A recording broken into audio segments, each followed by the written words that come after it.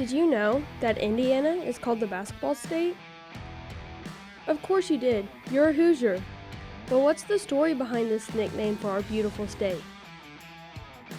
We can trace it all the way back to 1892 in Springfield, Massachusetts.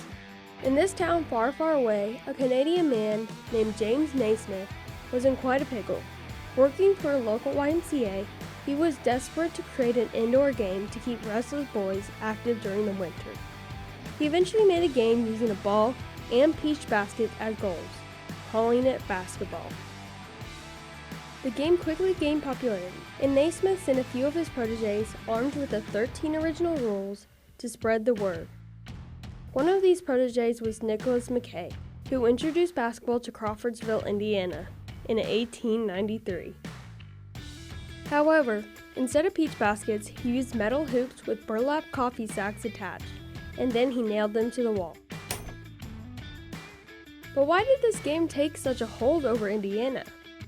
Well, let's take a look back to what Indiana was like in the late 1800s and early 1900s.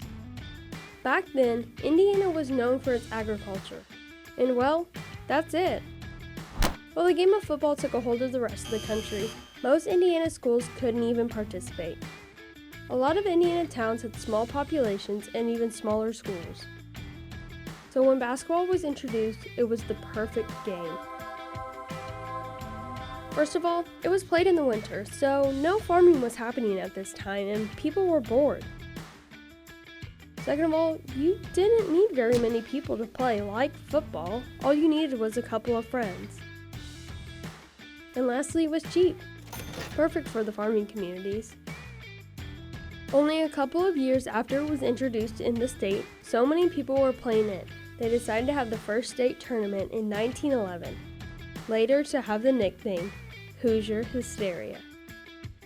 This tournament isn't like our modern day one, where schools are divided by size. No, this one was played by all of the schools in Indiana. Large schools with hundreds of students faced off against smaller schools with just a handful of players, and people went crazy for it. The excitement was palpable as gyms filled to capacity, and Butler University, the tournament's host, expanded its gym to accommodate 15,000 fans, making it the largest in the country for many years. It remained a sold-out venue for the tournament for 6 decades. One of the most legendary moments in Indiana basketball history occurred there in 1954. It was a classic underdog story. The small school of Milan High School, which only had 160 students, faced Muncie High School, which had 1,600 students. With just 6 seconds left in a tied game, Milan made a crucial shot, clinching the victory. This incredible upset inspired Angelo Pizzo to write the film Hoosiers, which has since become a beloved classic by many. As time went on, basketball only grew in prominence. Indiana has produced some of the best collegiate teams and all-star players, including the legendary Larry Bird. For Hoosiers, there's truly no time like basketball season.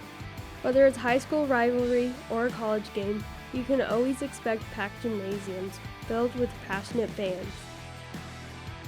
As the saying goes, in 49 states, it's just basketball. Thanks for learning more with Vincent's PBS.